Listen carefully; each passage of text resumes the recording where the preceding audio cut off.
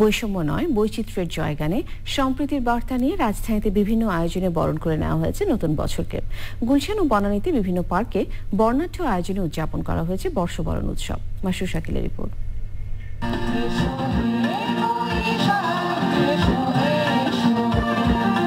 নতুন বছরের আগমনী বার্তায় উৎসবের রঙে রঙিন রাজধানীর অভিজাত এলাকাগুলো।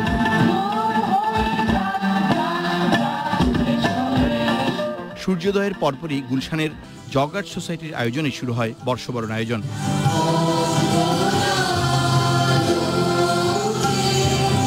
আনন্দ সম্মেলনীতে মাতেন সোসাইটির সদস্যরা, উৎসবে যোগ দেন বিশিষ্ট জনেরাও।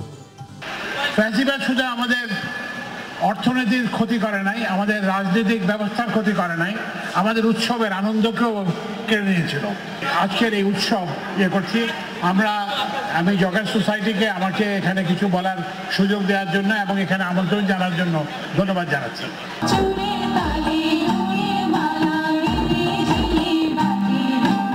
আয়োজকরা জানান, সদস্যদের মধ্যে নতুন বছরের আনন্দ ভাগাভাগি করা ও নববর্ষের বার্তা ছড়াতেই এই আয়োজন।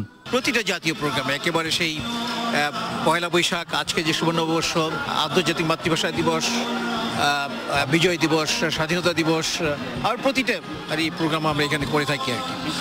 তারই ধারাবাহিকতায় আজকে শুভ নববর্ষ।